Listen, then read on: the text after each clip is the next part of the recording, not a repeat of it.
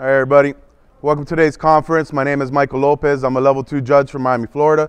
I'm going to be preparing for level 2. If you're here, I hope you have some interest in level 2. Before I start my presentation, I'd like to explain that this is drawn from the former judge list that we used to have, the mailing list, from Brian Scheck's recommendations for testing on topics people struggled on in level 2.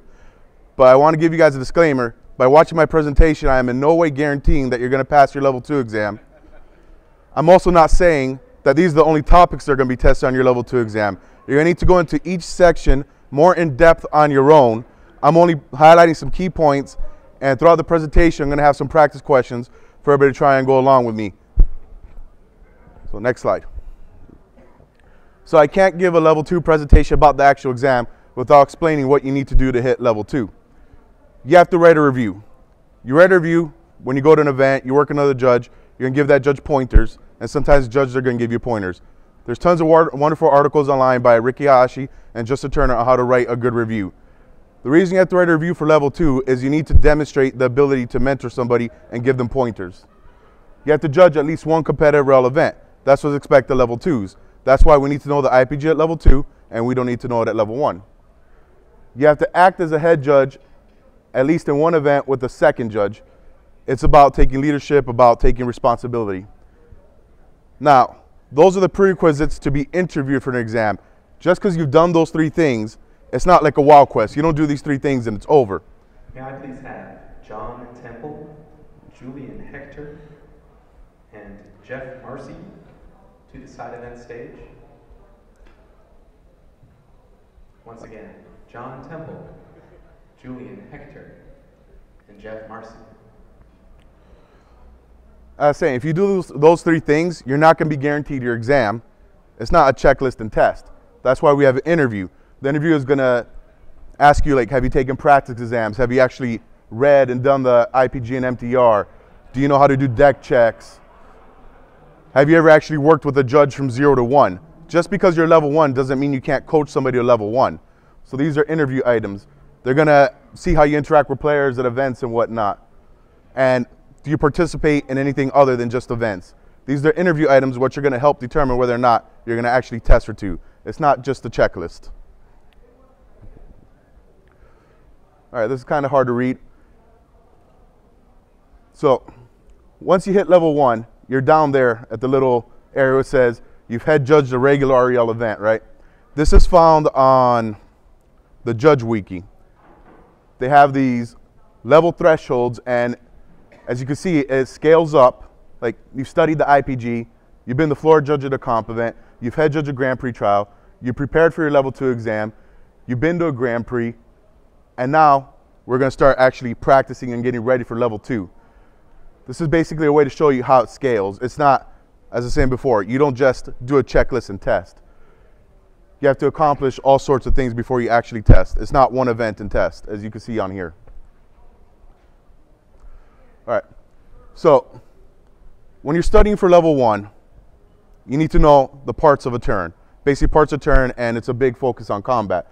When you hit for level 2, not only do you need to know the parts of a turn, you need to know what a turn-based action is. Anybody want to tell me what a turn-based action is? You. Untapping lads is a turn-based action. Anybody want to define turn-based actions? Go ahead.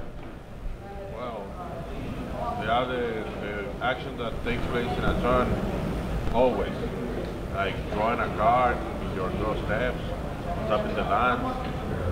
Yeah. So turn-based actions, the majority of them happen at the beginning of a step, some of them happen at the end of a step. They don't use the stack, and anything that would have triggered there will go on the stack after it. So we get to the draw step, the very first thing we do is draw for turn, and then anything that would trigger will go on after, and that didn't even use the stack. That's why people are usually like, before you draw, I want to do this, if they want to respond to them ever getting the card, and there's also the pause after the draw, and that's when triggers and whatnot will go on the stack. So that's saying, you need to know turn-based actions, the untap step. You're going to need to know the whole combat phase. I have a slide that focuses more on combat, and you need to know about the cleanup step in detail. Now, before you knew the cleanup step, you had to discard and whatnot down to 7, but there's actually a specific order. You have to know that specific order. It's discard down to 7, pause, then we remove all effects and we do state-based, Yeah, state-based actions and all that stuff is checked. If something would happen in the cleanup step, you have to know that if something triggers and people do get priority in the cleanup step, you have to know a whole other cleanup step is created after that. As I said before, for level 1, you just had to know the basic steps, and now you need to know turn-based actions, and you need to know what's going on in each part of the turn now. So here's my practice question. Alan controls Anvil Bogarden and has 0 cards in his hand. He has just put Reforge the Soul on top of his library and wants to know if he'll be able to cast it, or does the Anvil force him to discard it? Anybody want to try and answer it? Okay, so Anvil Bogarden says each player skips his or her discard phase, and at the beginning of your draw step, you're going to draw a card and discard a card. Does everybody know what Reforge the Soul does? It's a miracle, and it does a Wheel of Fortune for 2. All right? Yes? You will be allowed to reveal it for the miracle and put the miracle trigger on the stack, but you will be forced to discard it before you can actually cast it using the miracle. Okay, somebody else have a different answer? I think it's the same thing, but since you get to draw 2 cards with the Anvil Bogarden, you can choose to discard the other card. And Anvil just says discard a card. It doesn't specify that it has to be one of the 2 turns. It says draw a card and discard a card. Right. So when the turn-based action happens, you can reveal Reforge for the miracle, and then you'll have your trigger. You have to draw a card and discard a card, and you'll be able to cast it for the miracle trigger with the Anvil trigger still on. Okay. So essentially here we have 2 triggers that are happening. One that happens at the beginning of the draw step, and one when you draw your first card for turn. As I said, turn-based actions are the first thing that happen. We're going to draw Reforge the Soul. We're going to have a miracle trigger, but it's waiting until after state-based actions are checked to go on the stack. And Anvil Bogarden triggers at the beginning of the draw step. This is a timing issue. You're going to be able to put them in the stack in any order you wish, because we have to wait until after the turn-based action is done and after state-based actions have been checked. So you could put your Reforge Miracle first, or you could put your Anvil first. But either way, for the Anvil, you're going to have an additional card to discard, and you don't have to discard your Miracle. So, next slide. So, there's a lot to know on the combat phase. The combat phase is probably the most complicated part of the turn. There's lots of turn-based actions happening when you're declaring attackers, when you're declaring blockers. You have to know about restrictions and requirements.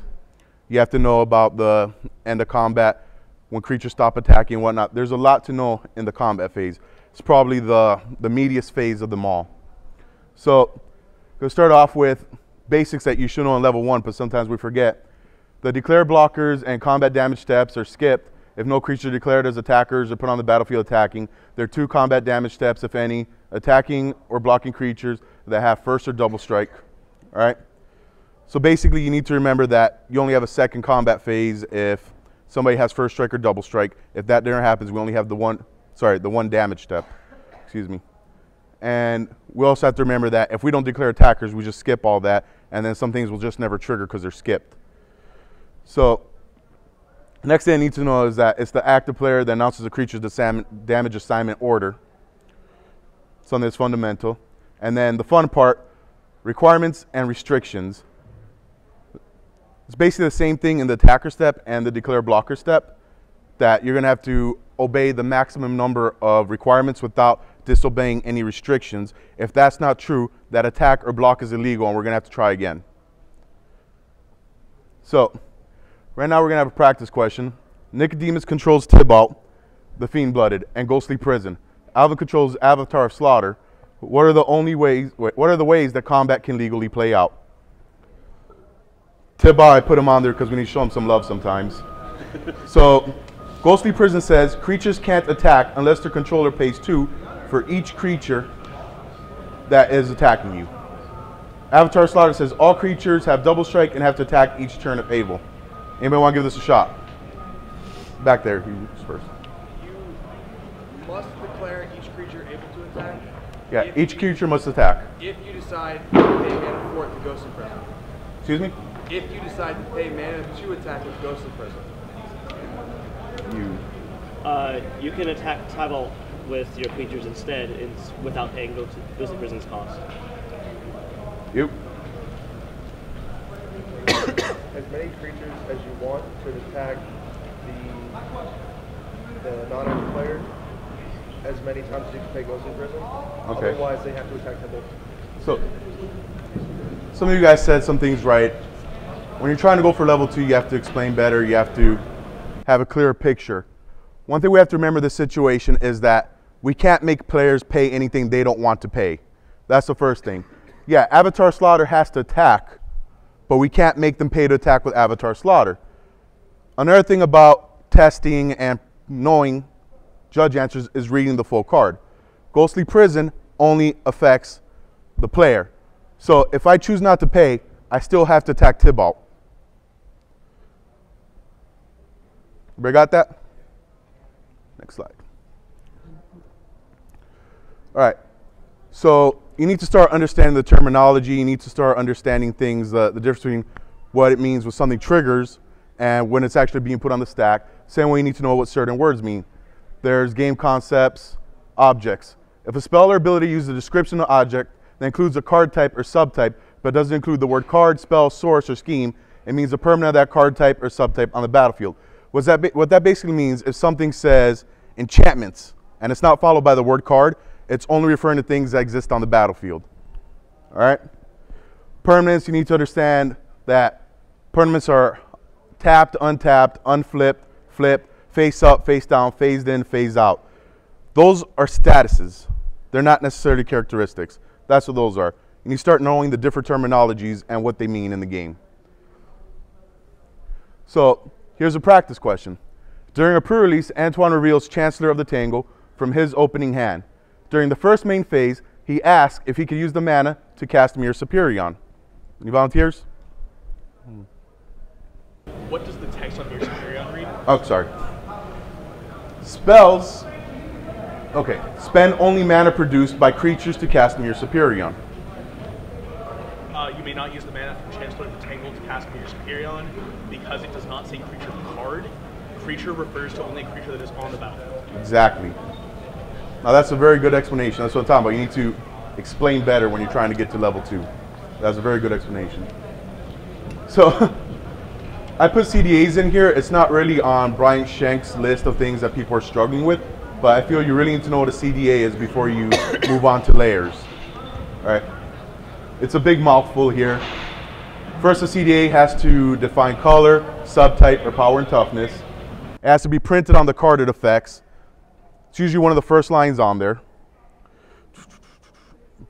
It does not directly affect anything else. And the object can't grant it to itself. And it does not set the value of such characteristics, only if they're true. So it's a big mouthful. So my next slide is going to be which of these are CDAs. So I'm going to read them all off because it's kind of hard to see from back there. And then I'm going to pick one of you to tell me if that's a CDA or not. And then we're going to say why or why not. So we have some nomad. I can't read his name. Possessed nomad. So the relevant part on this card is threshold. Possessed nomad gets +1/+1, is black, and has tap, destroy target white creature. Does everybody know what threshold is? Got a lot of nods, didn't get some nods. Threshold is a static ability that's waiting to see if you have 7 cards in your graveyard, and once you have it, it's meeting a requirement. And then it's going to gain that ability. Yeah. Okay.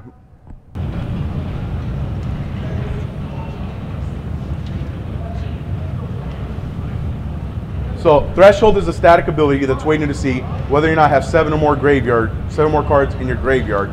And when that's true, it's going to grant an ability. All right. So I want a volunteer to tell me if this is a CDA, why or why not. You again. It's not a CDA because it is triggered. It turns on or off based on some value. Exactly. That's only true if certain requirements are met. That's one of the last things we said in the last page. Don't use the word trigger. Sure, yeah. Because that's not right. Yeah, because it has wording. So now you're done for the rest because you've been answering a lot. Lord of Extinction. Lord of Extinction's power and toughness are equal to number of cards in all graveyards. Is that a CDA? Yes. Yeah. Why? Because it sets the power and toughness based on the cards in the graveyards, not a specific amount. Yeah. It's printed on the card. It defines one of the characteristics of the CDA, and it doesn't break any of the restrictions. Karen Wanderer. We have 2 abilities here. Changeling. This card is every creature type at all times. And then we have, as long as creature card with flying is in your graveyard, Care Wanderer has flying. The same is true for Fear, First Strike, Double Strike, Death Touch, Haste, Land Walk, Lifelink, Protection, Reach, Trample, Shroud, and Vigilance. So, is the first ability a CD8? Yes. Yes, it meets all the requirements to be a CD8, and it's not conditional. Okay. Is the second one a CD8? It is not. It's conditional depending upon what's in the graveyard. It's not a CD8 because it does not refine. One of the reasons is because it doesn't define any of the things that CD8s define. That's right off the bat. It's not defining colors, it's not defining subtype, it's not defining power and toughness. We just completely throw that out the window as a CD8. So, Chimeric Mass. Enters the battlefield with X charge counters on it, where X is whatever you paid for it. Until end of turn, Chimeric Mass becomes a construct artifact creature where its power and toughness are equal to the number of counters on it. Is that a CD8? No, because it's granting it to itself. Exactly. I'm very glad everybody understood all of this. That went very well. Next slide, please. So, copying. This is a whole big mouthful. I only put that part of the CR up there so you can write down a note and go, this is where I need to study copy effects from. The most important thing to know about copying is going to be demonstrated on my next slide. It's exactly like a copy machine. Just pretend like you copied that card and you're playing that card from your hand. When it enters the battlefield, it's going to enter the battlefield of that card. It's going to be getting like any as it comes into play effects, any enter the battlefield triggers or whatnot. It's like if you're casting from your hand, it's as though you cast that card. If it's something that's in play, it's going to copy that card exactly, but obviously it's not going to get enter the battlefield triggers or whatnot. So whenever you're copying something, you're copying what that card would have come into play as. Everybody got that idea? Just pretend like you're Xeroxing it. Obviously you're going to have to read it more in depth because there's a big mouthful of words for copy effects, and that's one of like 12 rules on it. Next slide. So going off of what I said, Alex controls an untapped Geralf's Messenger with a +1/+1 counter in it. He casts Evil Twin and chooses to copy the messenger upon resolution. What does the twin look like? You, sir. It will enter the battlefield tapped. It will have Undying, and without a counter on it, and the opponent will lose 2 life. Exactly. We're not going to copy. You missed the part actually. No. Yeah. What'd you miss? Oh, and it will still have the ability of blue-black tap, destroy target draw. Yeah. That's one of those lines later on that you can modify your own copy effect and what it does. And if something is to copy that Evil Twin later on, it's going to gain that effect as well. So you got exactly what it's going to look like, right? It's going to come into play tap because we're applying any replacements effects that would apply to it come into play. It's not going to get the +1/+1 counter because, like I said, it's like you're Xeroxing the card as though you were casting it yourself. That's essentially it. Man abilities. That's another thing that, yes, sir. I was going to ask, it would have a CMC of 3, right? Yes. Photocopy. There's very few things that are not copied. So unless you read it yourself, it's best to assume that generally copied. That's why I'm saying I can't guarantee my presentation is going to get you the test because you have to go and read all the little nuances about the rules. Yes, sir. One thing that I was kind of confused about is how copying works with like tokens. So if you Evil Twin Drake token and you have an intangible virtue in play, does the Evil Twin get the bonus?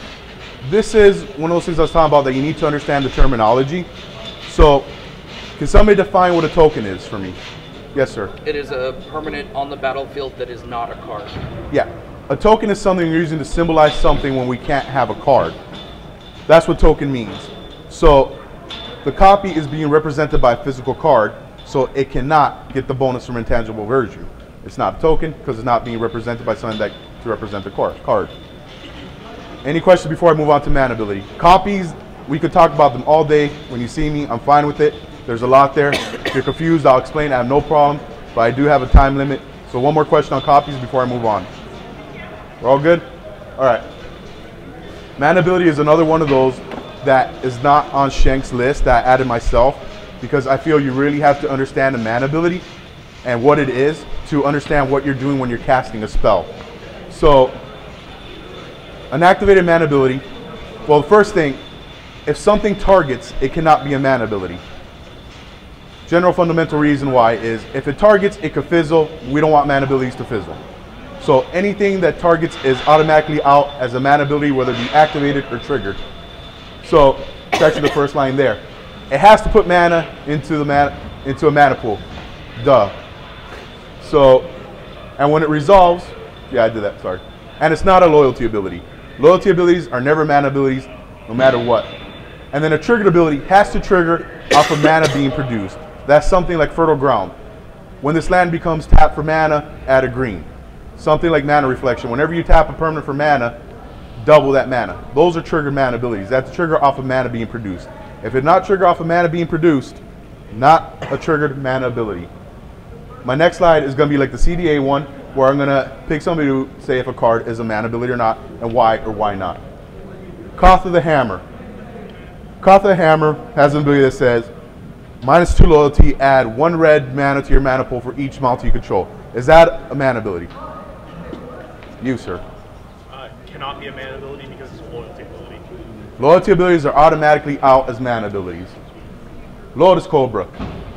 Whenever a land enters the battlefield under your control, you may add 1 mana of any color to your mana pool. Is that a mana ability? Yes. It is not a mana ability because it's not based off of producing mana. It's produced off of the landfall ability. It's not a mana ability. Now this one's a very popular question in Standard right now. Deathrite Shaman. He has the ability that says, tap, activation cost, whatnot, exile target land card in a graveyard, add 1 mana of any card in your mana pool. Is that a mana ability? No, because you have a target. Exactly. Targets, non-mana ability, throw it out the window. Now this is the cool one. Chromatic Sphere. Pay 1, tap, sacrifice Chromatic Sphere, add 1 mana of any color to your mana pool, and draw a card. Is that a mana ability? Yes, sir. Yes, because it does not target. It would put mana into the player's mana pool when it resolves, and it's not a loyalty ability. Okay. So my next follow-up question on this one. If I activate that, can I respond to the card draw? No. Why? Exactly. You can't. Mana abilities don't use the stack. Yes, sir. Can you repeat why the Lotus Cobra isn't a mana ability? Mana abilities have to trigger off of mana being produced. If mana was not produced, if the card does not say whenever you add mana to your mana pool in any fashion or form, it's not a triggered mana ability. Lotus Cobra triggers off of landfall. Land comes into play, it triggers. That's going to go on the stack. We can respond to it because it did not trigger off of mana being produced. So, I said I put that on there so we can really understand how to properly cast a spell, and I have a really fun question that might require some thought on the next slide. So, when we cast a spell, we announce it, we put it on the stack, and then we have to choose modes. We have to choose if we're going to pay any alternate additional cost, our intent to pay hybrid, our intent to pay Phyrexian or not.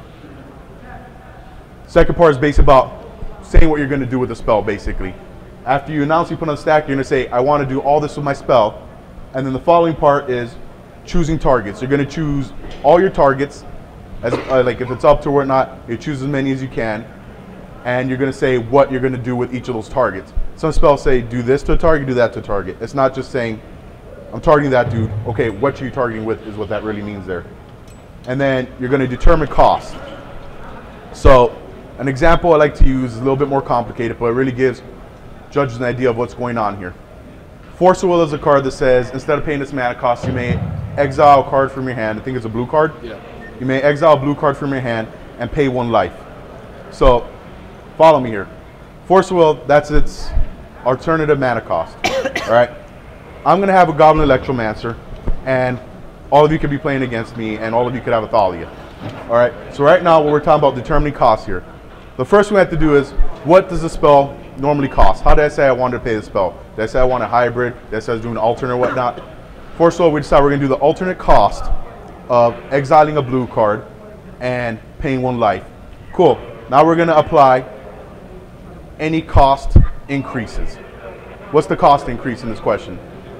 Thalia. We're going to apply Thalia. Then we're going to apply N reductions. Goblin Electromancer. So after we do all of that, we're going to lock in our cost, and we're going to say it's going to be pitching a card and losing a life. But you have to do it in that order. Right? And now we play mana abilities. That's why I explain what mana abilities are, so you know what's a mana ability, so you know if it's legal or not to do it at this point. Because if it's not a mana ability, we can't do it now. All right, and then you pay cost. There's a part that's not there. You pay cost in any order, and that could be relevant on questions that say, what is this going to look like at the end? Well, sometimes it might depend on how you paid your cost, so there might be more than one answer. All right. So, activating your abilities. Yes, sir. I have a question back to referring to Force of Will. Okay, yes. You announced your intent to pay the alternate cost of Force of Will. Yeah. The card is on the stack. Yeah. But at this point in time, you have no other cards in hand and would have the ability to activate Chromatic Sphere. If you would draw a card with that ability and it is not blue, what are you required to do then? Okay. So, Chromatic Sphere is a mana ability, right? Correct. It's going to put a card in our hand. We should be able to cast a Force Will because we're going to draw that card before we actually have to pay the cost. Right, but what if the card you draw is not blue? If it's not blue, now the casting is illegal and we rewind. Whenever you get to a step and you can't do part of it, we're backing all up, putting it back in your hand, taking off the stack. It's an illegal thing.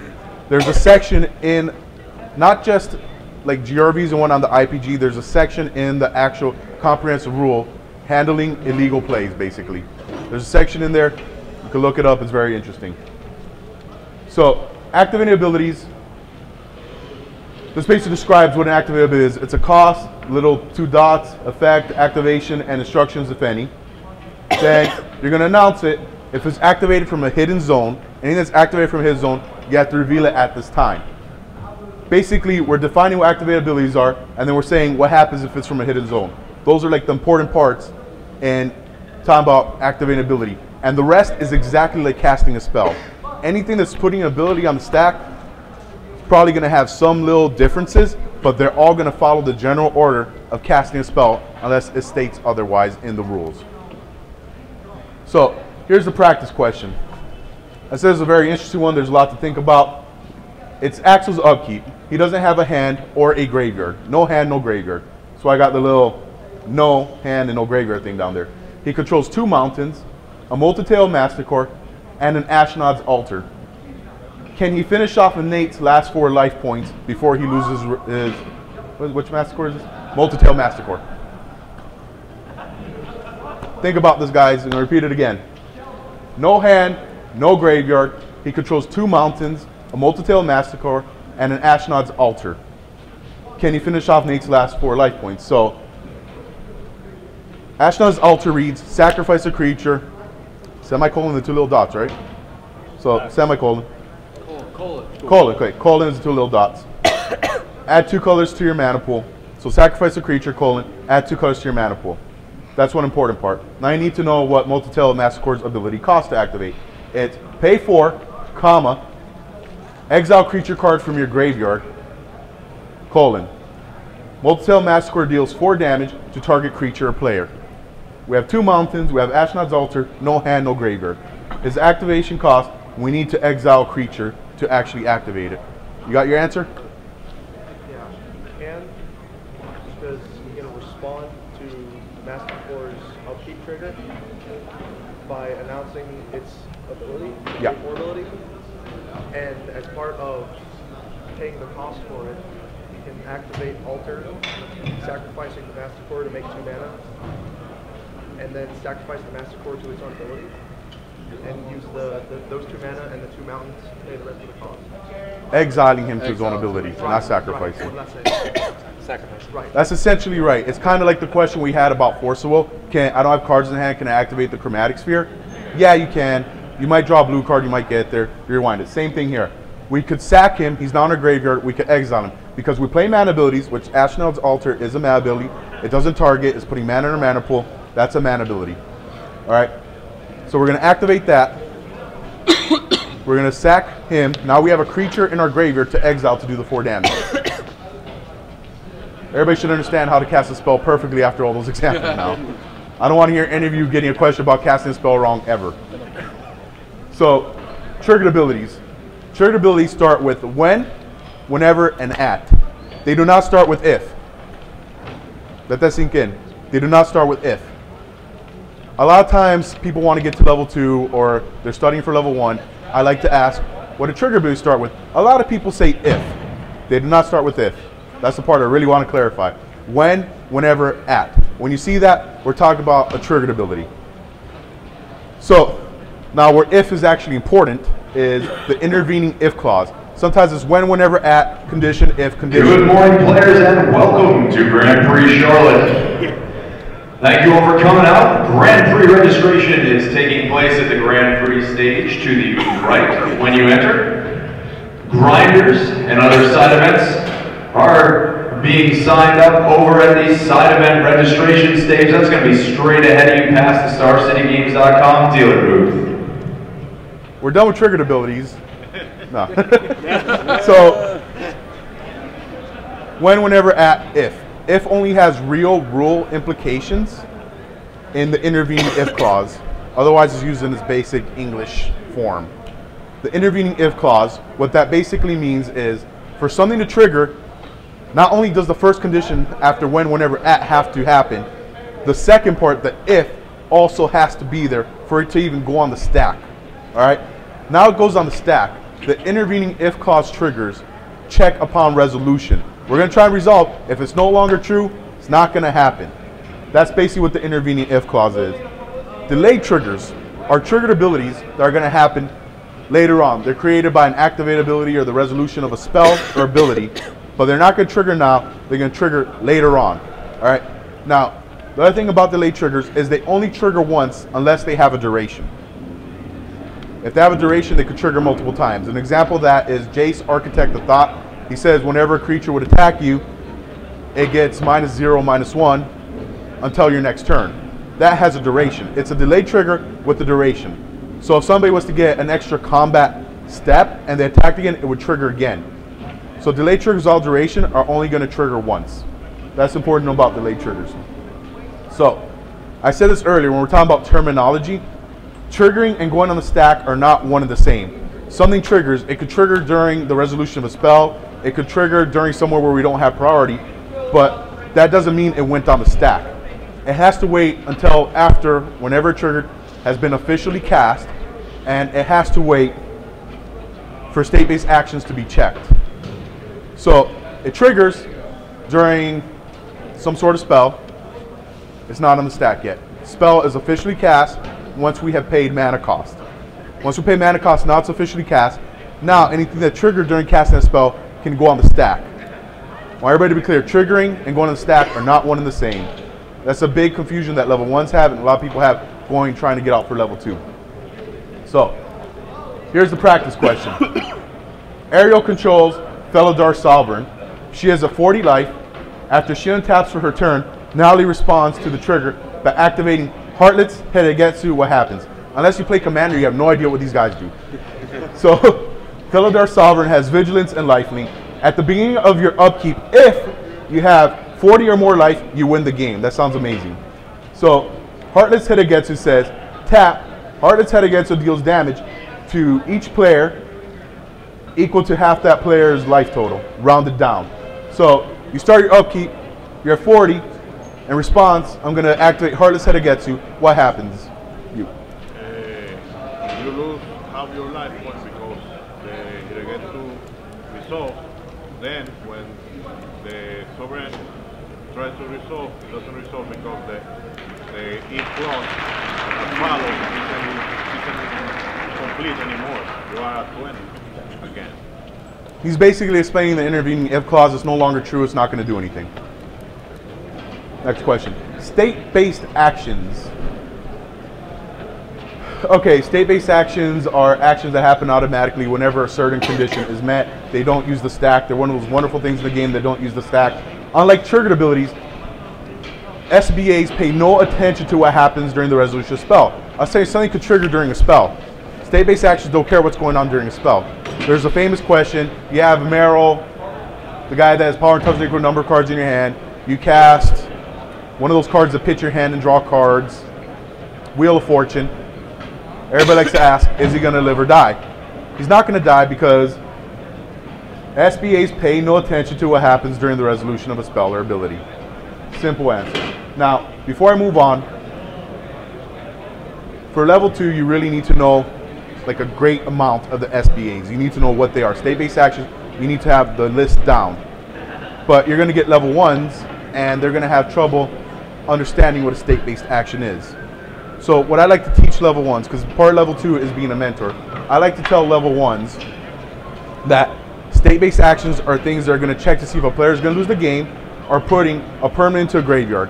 And then there's a bunch of little other ones, but those are the main chunk of state-based actions level 1s need to know. Basically, planeswalkers with the same subtype, legendary creatures, lethal damage, death touch, things that are going to impact winning or losing the game, not winning, losing the game, and putting things into the graveyard.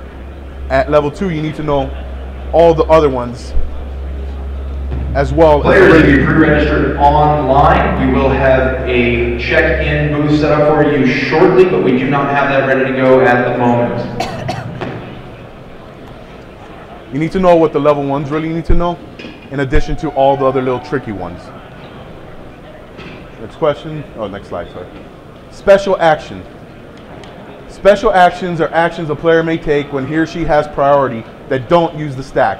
These are not to be confused with turn-based actions and state-based actions, which the game generates automatically. I don't know if you guys noticed, but there's a running theme with things people struggle on in their level 2 test. It's understanding what's using the stack and what's not using the stack. A huge thing about studying for a level 2 test is the timing. And knowing if something's going to hit the stack or not impacts that timing. That's why we have to know special actions.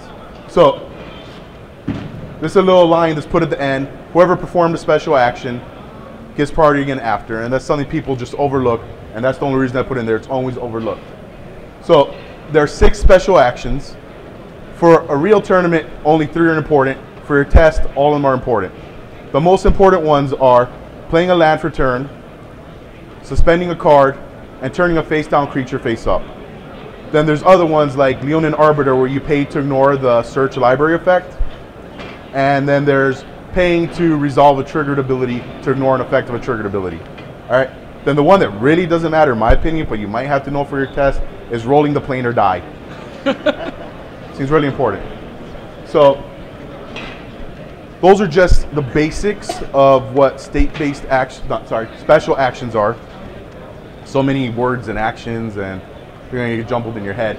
Those are basics of special actions are, but each of them usually has restrictions as to when they can be done, and that's also very important in understanding what they are. But the first important thing is they don't use the stack, and that's for timing, because timing is extremely important when taking your level 2 test. So, interaction of continuous effects, everybody's favorite thing. When I certify my level 1s, I really like to know that they know the layers. Sometimes I find level 1s that don't know the layers, and it really upsets me. So, layers are, I put that up there, little acronym of sorts, CCTT cap. In English, it kind of sounds like a song. In other language, it sounds weird. So, copy, control, text, type, color, ability, adding and removing, power and toughness. Power and toughness has 5 sub-layers. This is the most important thing your level 1s need to know when you get to level 2. But we're talking about preparing for level 2 tests, so you need to know them all. All right, so first one, power and toughness changes CDA. We talked about CDAs earlier. I put it earlier because now you probably forget what it is. Can somebody define a CDA to me? Yes, sir. It's an ability that's printed on a card that defines subtypes, power and toughness, or color, and is not dependent on anything else that it gets to. That's a very good general definition. So I put it earlier to see if you still remember that some people can learn. So power and toughness changes CDA. Now that's really there as 7A. There's as a formality, because anywhere that CDA could apply, as he said, power and toughness, color, and subtype, it applies in that layer before anything else. That's a written rule under layers. So it's really under 7A as a formality of sorts. So yeah, we're reinforcing that this is going to be here first. All right. So power and toughness changes a specific number. That's cards like Diminish. Diminish says this dude's going to be a 1/1. He used to be a 5/5, but now we're going to say he's a 1/1. All right. Power and toughness changing and modifying. It's not necessarily a spell. It's not necessarily permanent. It could be an equipment that's giving +2/+0, or it could be something like Ring Flesh. Target creature gets -3/-1. Doesn't have to be a permanent. Doesn't have to be a spell. It just has to modify the power and toughness at 7C. All right. Power and toughness changing from counters. It's not much to say. They're counters. So power and toughness switching effects.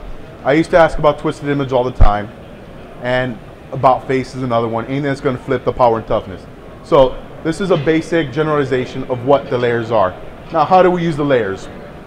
I like to describe it as painting a picture or putting on wallpaper, something like that, right? So layers are applied in one of two ways. They're applied in timestamps or dependencies. We're not going to focus on dependencies. That's a whole other topic. All right. So something is applied in timestamp if it applies in the same layer as another effect that's trying to affect that. All right. So basically, we're going to start painting our picture. Anything that's a copy effect, we're going to put that on our picture. And now we're going to paint any control effects on top of that, then any text effects on top of that. And we're basically making a picture of what our final card is going to look like. Then we could go to, for example, type. Sometimes we're indecisive and we don't like the same colors anymore, or colors in the metaphorical sense. And in type, we might say, I want this guy to be a goblin, but now I want to equip him, deathmatch him, and I want to be a zombie. We're indecisive. This is timestamp. We're basically going to paint over that part where we had painted as type. The most recent one is going to win. So I was saying, you go down these in order, you're painting your picture. Sometimes we're indecisive. We have two things applying in the same layer. That's timestamp. The most recent one is going to cancel out the first one. There's a lot of little things you need to know. Like, for example, if something starts to apply in an earlier layer and then it loses that ability. For example, there's a humble or something that says creature loses all abilities. And that ability is one like cohesive sentence, XYZ type of sentence. If we already started to apply X, and then something says remove abilities, and after that we're supposed to apply Y and Z, we're still going to apply Y and Z because we started applying that ability at X. All right. So now that I give you a quick rundown of the interaction of continuous effects, I should have a question next. I do. So Achroma has just resolved Painter Servant, naming black, and Neverall controls humility.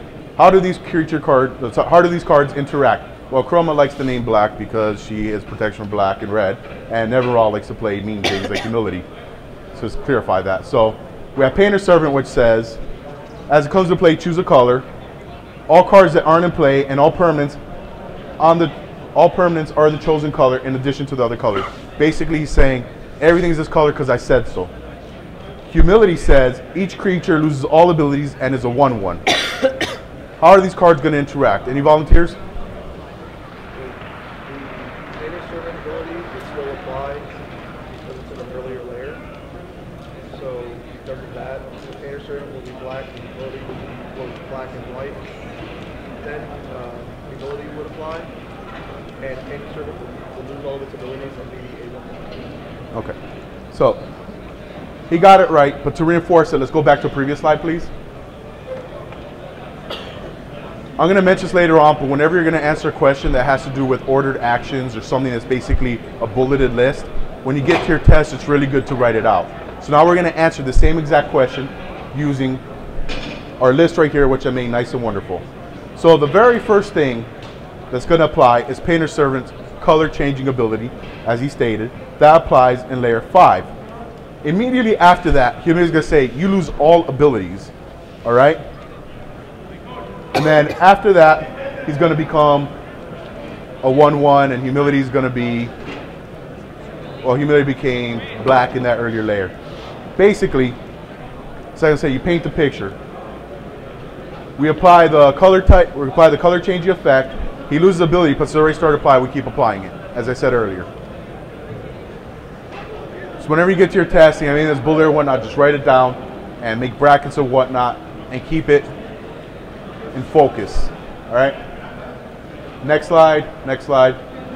This is really fun, and I really want to go into a lot of detail on this, but I can't because Level 3 Judge Steven Zwanger is giving a presentation on prevention and replacement effects, and it should be amazing.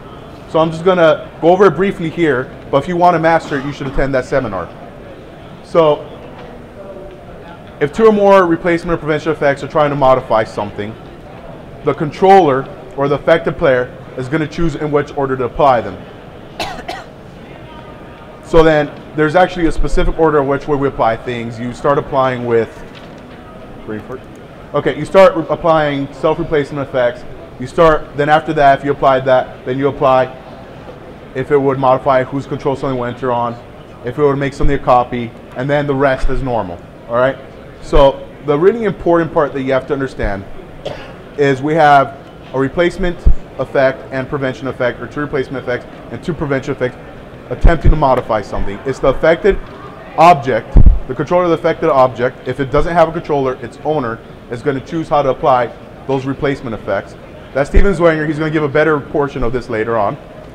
So the affected object's controller is going to determine which one he wants to apply first, and then after that, any other applicable ones, if still applicable, will apply.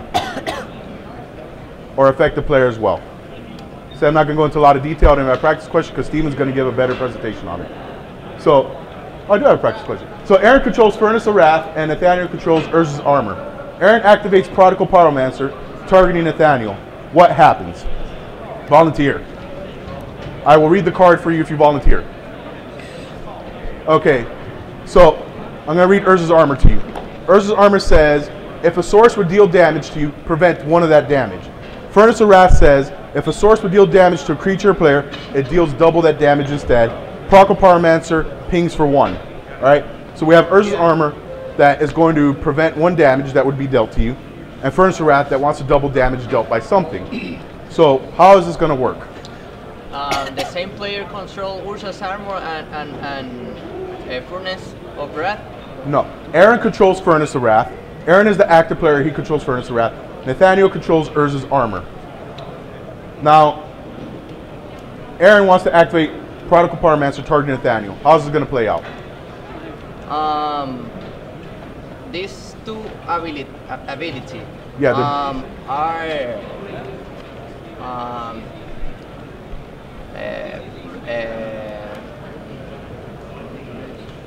son habilidades de prevención. Okay. Entonces, como la dos van al mismo tiempo, el que cogió el daño, como controla el Urza's Armor, decide cuál de las dos se aplica. Entonces puede ser diferente. O yo puedo coger dos, o puedo coger 4. All right. So what he said is that the controller of Urza's Armor is going to decide what's going to happen. Basically translating what he's saying, and he said we could take 2 or 4. Anybody else want to give it a different shot? Go ahead.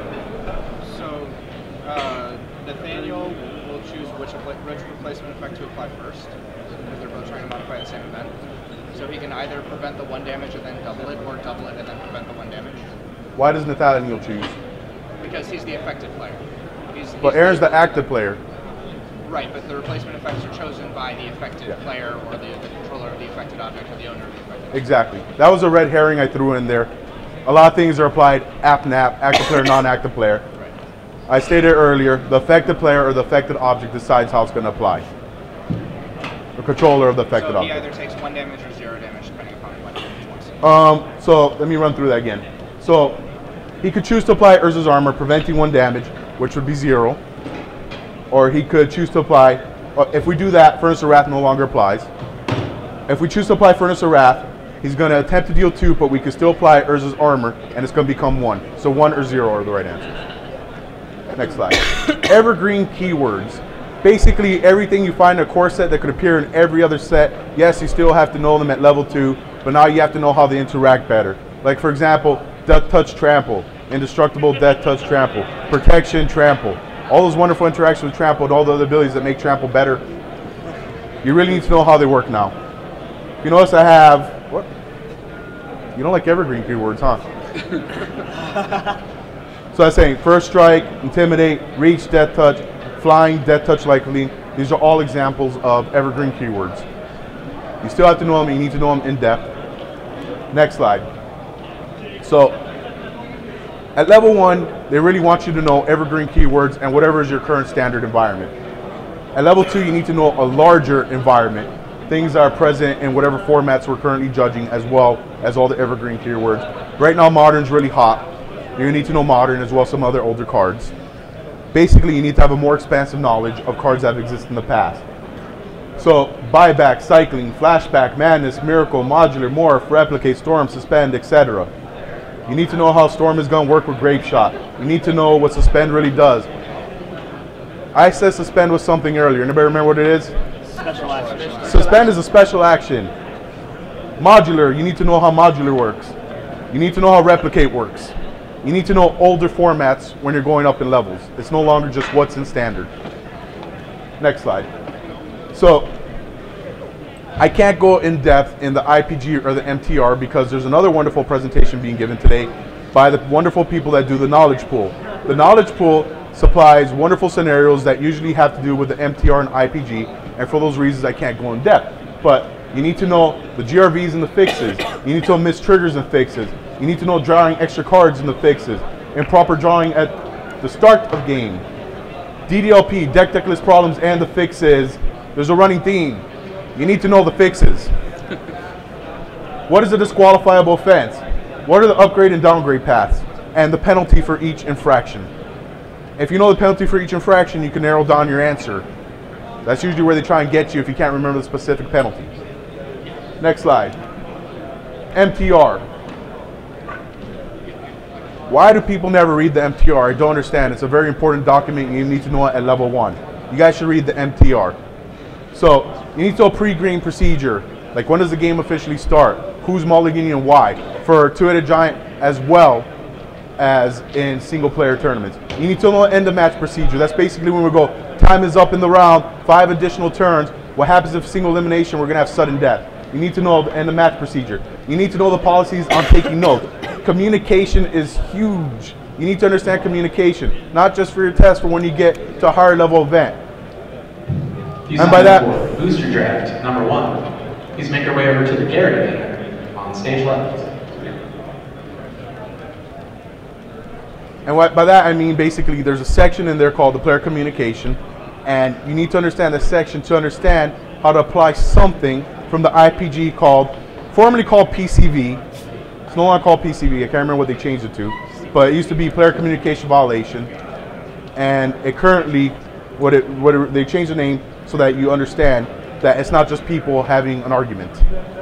What was formerly known as PCV refers to anything that's in the communication policy, any violation and breaking those rules. All right. Tournament shortcuts. You need to know what it means when somebody says go, when somebody says I'm attacking. What happens if I just tap all my lands and play a fireball? You need to know the tournament shortcuts. There's a huge list of them. Some you know just from playing, but you really need to go over them. You need to know what out of order sequencing is. You need to know how it's going to affect the game. Like sometimes it's okay to block with one dude, turn a treetop village into dude, and block with it. That's out of order sequencing. The key thing in out of order sequencing is a player cannot gain information that would have affected something in that sequence. If that happens, it's no longer out of order sequencing. And you have to know. Bone guard here. Please make your way to the Garrett banner, left side of the stage, so that your draft can begin. I said the big thing about out of order sequencing is you have to remember that if somebody would have gained some sort of information that would affect the choice in that sequence, or if there's a long pause or whatnot, out of order sequencing can no longer apply. You need to know everything about how tournaments work, time around, time for deck building, proxies. You need to be able to run a tournament on your own, essentially. Next slide. Judging at regular RL. Yes, you have to know the jar. You still have to know the jar. You need to know how that works. You also have to teach level 1s about the jar. Players who are registering for the Grand Prix, please be aware that we are not currently handling pre-registered players. We'll make an announcement for you shortly. Also, please note that your registration is cash only. Big thing about the jar, you're going to get a lot of candidates that never read it. The best way to sum up the jar is we don't give penalties unless we're kicking somebody out. All right? So either we're just going to fix it, tell them to play more carefully, or we're going to DQ them. And also in the jar, there's specific ways to handle problems that are handled differently than we would handle them at a competitive event. Next slide. So study tips I want to give you guys. Take practice tests, go over them. Don't just grind practice tests. That's not going to get you anywhere. You need to go over things you were unsure about, not just what you got wrong. You need to be sure about it for when you take your actual test. You need to read articles. Cranial Assertion is a good place to find practice questions. They give good explanations on there and they're humorous. Toby's blog is amazing for anything policy. He could explain policy better than anybody. And if you're not getting out to big events, Toby's blog is the best thing for you. Ricardo Tessitore does tournament reports, and he's going to talk about why he did certain things in certain parts of the event. He'll explain why he deviated and whatnot. You don't need to know that much, but still an excellent article to read. Find judge tools that help you. There's so much resource that we have out here now. When I was level 1, I just tested. Now we have all these things that could help you prepare for a test. Go on the Judge Wiki. Find some sort of resource. There's level 1 practice, well no, level 1 classes, which you could give level 1 classes, because when you could teach something, you really understand it. There's format guides. If you want to know what's in Modern and some key interaction in Modern, there's format guides on there. The Judge Wiki is an excellent tool which could help you study. There's rulings by examples. There's Stapleton flashcards. There's all these things that could help you study what you're found in the Judge Wiki. International Magic Judges will guide you to all sorts of articles everywhere. It can even guide you to the Judge Wiki. It could take you to websites from Florida Judge, Midwest Judge, Italian Magic Judge, and it's basically the gateway for every website. Next slide. I'm running short on time, that's why I'm rushing through now. So exam tips. You should be given proxy cards, which are basically basic lands that you could use during your test. Please use them. Write down anything that's an order process, like I talked about before. Steps to casting a spell, layers, anything like that. Write it down before you answer your question. That way you could go through it and you don't fumble it. Read the cards carefully and have a grasp of who is caster controlling a card. Number 1 rule for me in judging, when you take a judge call, read the card. Number 1. Read the card. Read the card on your test. To the right of the stage. Read the card on your test. Read the card in person. Read the card. Please find your favorite seat so that we can get started. Read the card. Use your proxy to determine who's going what and where.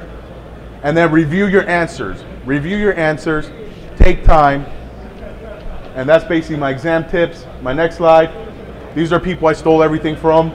Brian Schenk, for his constant updates on what judges need to do to work in order to pass. It used to be on the judge list. That's dead now. You need to go to apps, and you can find it on the forum. Apps.international magic judges, or is it apps magic judges? Apps magic judges. Okay, apps.magicjudges.org. You go on there and you go on the forums and you can find all of Brian Schenk's updates as to what people are struggling on.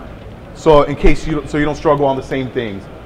I took some questions from Cranial Insertion. They're awesome questions. If I see them, I'll thank them in person. And the Judge Wiki, basically that's where I got this is how you get to level 2 stuff and whatnot. Same resources I told you to use to test are same resources I used to make this presentation. And that's it, and I just made it in time. Once again, if you decide that you'll see the reminder for 1, appearance have been posted to the right of the stage on the Elspeth banner. Please find your seats so that we can